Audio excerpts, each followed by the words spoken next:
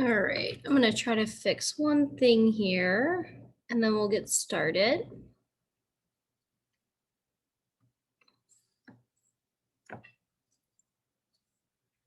Oh gosh, let's see.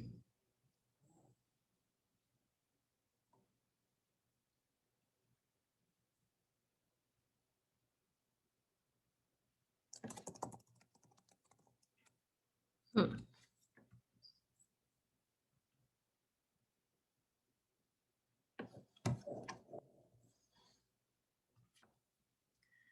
All right, well, I'm having trouble sharing on Facebook, so let me just put a post in the members group.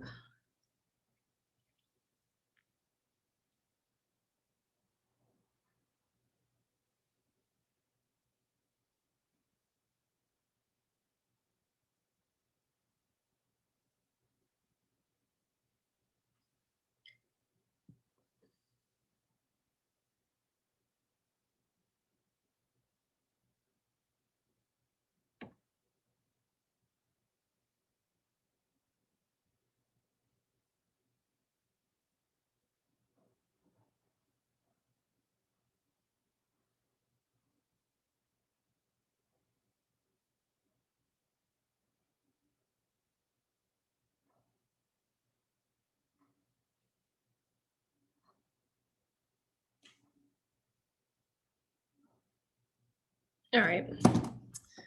Okay, well, let's get into some meal prep basics for today. Um, just make sure I've got everything set. Think I'm good. I'm recording, so it's positive. Wait, am I recording? Hold on.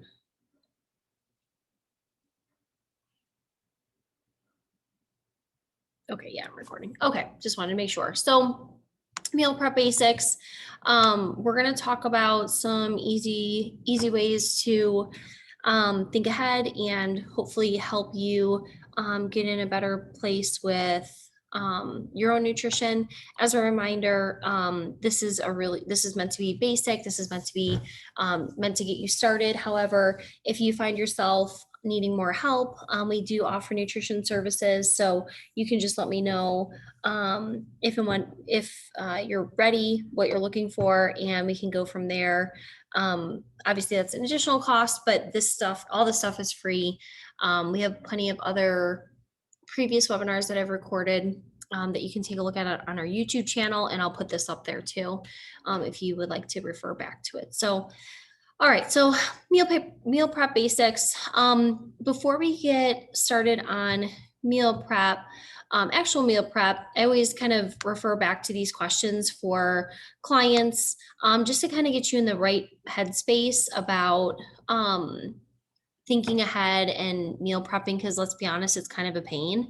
It's not everybody's favorite thing to do. So before we jump into steps, I want you to do a quick self-assessment regarding meal prepping. But you can look at this really for any goal, weight loss goal, some sort of fitness goal, anything. But quickly kind of think about what does success look like to you. And for a lot of people, there's an end game, there's an end goal. And so what would that end goal be? And for this specifically, is it making time to shop and cook? Is it being more consistent, or is it dialing in your meal prepping? So are you kind of at the beginning stages of just finding time to shop and cook? Are you in the middle where you do it sometimes, but not all the time? Or are you more in the end where you do it, but now you need to dial it in? You need to be a little bit more specific and a little bit more specialized. And then, the second question is what worked well for you in the past? So, have there been things that you've had success with? Have there been things that you found work really well for you? Not necessarily anybody else, your family, your friends, loved ones, but what has worked well for you specifically? Next question would be, what do you struggle with the most? And this can be a tough question because a lot of times it's not necessarily the first answer you give. So I'm going to challenge you to think about the answer you give. Think about it in your head. I struggle most with X. And there's a good chance that there's a couple more layers to that. It's not just X, it's probably something deeper than that. So I would really challenge you to think about a couple steps back, and what you really do struggle with versus what you think you struggle with. So as an example, I struggle with meal prep. I'll just say meal prep, right? Um, but then really when I think about meal prep, I struggle with finding the time to prepare my meals. Okay, so I struggle with time management. I spend too much time scrolling on social media, for instance. And so, like, if I kind of peel back that onion, I'll notice that it's really related to my time management, not that I struggle with meal prep because I know how to meal prep and I know how to do it. Another example could be with eating habits. Like, I struggle with being consistent. Okay, so I struggle with being consistent because I don't have something ready to go in the morning when I'm done with coaching, and so then I'm willing to eat anything. Then if I peel it back that one more layer, this is an example. I'm willing to eat anything because I'm stressed because I haven't put in the time to prepare anything or have thought ahead about a plan.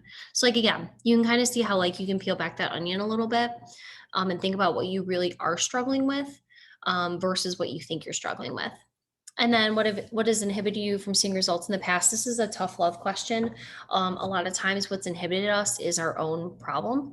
It has probably nothing to do with an external issue. It's mostly with what we're willing to do or not willing to do. So it's always a really tough question. But it's a good one to ask and give yourself a little dose of tough love. All right, so talk about creating a plan. Let me get my slideshow set up here. Awesome. So this is just one tool. This is definitely not the way it has to be, nor the way that it works for everybody. But when we think about creating a plan, sometimes putting it out into some sort of graph, and you can definitely make your own. The workbook I sent out as an attachment to today's email has this in there. And you can definitely make it your own. But just thinking about this, now I will be honest, my meal plan does not look this nice because I do lots of leftovers and I'll cook bulk for a lot of things and then eat that for for an additional 1 or 2 days. So while I'd love to have a new meal every day, that's just not happening for me. So mine would look a little different and so should yours. So let's just talk about this graph and breaking it down. So a couple of pro tips on this. When we turn, the reason that this helps is because they get us going into action steps, right? And action steps turn into habits, and then habits are what help you achieve your goals. So to achieve your meal planning goals, the first step is to create an action. The first step is to create that action step. Some examples are these bullet points. So pick 2 or 3 protein staples for the week. When I talked about how I eat 2 or 3 different, I'll eat leftovers quite a bit. I'm saying, okay, I'm going to make chicken on Sunday in my crock pot, and then I'll eat pulled chicken for 2 or 3 days. Stock up on freezer staples, especially if you know that you tend to run out of time to cook or shop. Freezer staples are a great way to kind of keep you on track without worrying about fresh things going stale. Plan out balanced snacks. Load up your cart with veggies and create a list and organize by department. These are all, again, examples of ways to kind of organize yourself. I also think the Healthy Steps Nutrition, which is the group that we use to mentor myself, but then also they have a dietitian on staff, which is required by Illinois law. They've got some great healthy recipes on their site. I know I've linked to them quite a bit. I know I've linked to them quite a bit and referred you to them, but that's always a great place to go. So those are just like some thoughts about making grocery shopping a little bit easier. The other thing that I'll do is for the protein staples, I'll actually put those in my freezer as well. So my freezer staples aren't just veggies that I can fry up or put in the oven, but also some of my protein as well. And that way I don't have to worry about my protein going bad in the fridge either. All right, so we created a plan. Now you're going to execute the plan. I know it sounds so simple, but this is usually where everyone's done it, where you go grocery shopping and you get all these great things, and then you get home and then you do none of the cooking, right? And everything just sits and it goes stale or goes bad. So now it's time to execute. So when we talk about some of our favorite prep tools, we've got crock pot, slow cooker, whatever you call it, muffin tins, air fryer, which is my new favorite, baking sheets and pans for roasting. These are going to be the easiest ways in my mind to meal prep. As far as doing things to prepare for this, like the preparation is usually pretty simple to use these tools. You usually don't have to do a lot. A lot of times I'll just do things straight from the freezer into my air fryer. Same thing with like a roasting pan. You can do like sheet pan dinners, which are super easy and popular and really tasty. And then the 3 compartment containers on here to show that you can divvy up your servings, right? So a lot of people will get these off Amazon or something, and then just go ahead and divvy up their pre meals so that you can take them with you to work, or they're ready to go so you don't have to make many decisions. All right, so let's talk about this. I know this seems so silly, but this is a really great way to think about it. So this is pulled chicken 5 different ways. So we got our chicken, we got our crock pot.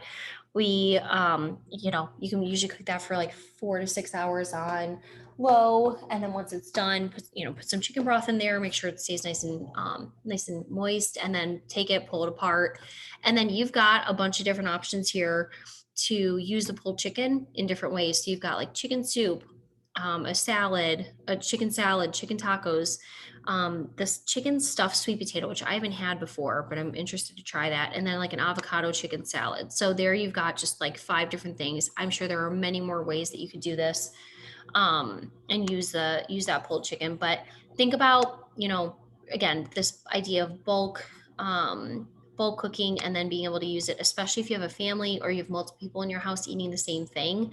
1 pound of chicken is not going to cut it, right? You're going to need multiple pounds anyway, so you might as well just cook a little bit more. So be creative. Meal prepping doesn't need to be boring or repetitive. A lot of people do fine with repetition, but a lot of people need variations. So this is where seasonings come into play. Preparation comes into play, all those things. All right, and then step 3 is track your progress. One thing that we always say is if you don't track, you cannot measure your success. So tracking and seeing results also leads to motivation. For example, you can track your meal prep consistency or your budget from not eating out from restaurants or purchasing pre-made foods, and you can track your food intake, and then you can convert that into budget savings, but also how am I doing on eating balanced meal? Am I eating protein with every meal? Am I making sure that I have half my plate of non-starchy veggies and then a quarter starch veggies and then a quarter protein, like things like that, right? And so you can start feeling like you're making a change, and then that will lead the motivation and momentum to continue. And then, as far as tracking tools, I always like MyFitnessPal. It's my favorite, but you can definitely use just about anything. I've seen people use phone notes before. If you're one of our nutrition clients, we have an HSN app that actually does some of the work for you and links to your MyFitnessPal, which is pretty cool. But it also helps you take measurements and all that good stuff. So you've got a lot of ways to be able to track progress, but I think one of the best ways to stay motivated is to link up with us and help us help you. So if you're looking for a coach or looking for a little extra to get through either a tough time or something that's challenging or something maybe you don't understand, now's a great time to sign up with us and see how it works and see if you can get that motivation. So I'll send out some information about that if you're interested in signing up. We have a bunch of challenge members that just finished their challenge. And I think that they found just a lot of unique ways to solve for their own problems by tapping into other people's ideas and thoughts and just getting some good help. So anyways, that's all I've got for tonight. It's been about 20 minutes. So I don't want to keep anybody, but I just want to say thank you so much for coming. If there's anything I can do to help you or think about nutrition a little bit differently, I know sometimes it's really confusing and hard and you don't know where to start. I definitely would like to help you, even if that doesn't mean that you're for a nutrition coach, I still think that there's a lot of free opportunities out there to help you. So let me know how I can help you. And other than that, if you need anything, let me know. I hope you guys have a good night, and I will talk to you all very soon. So thanks so much.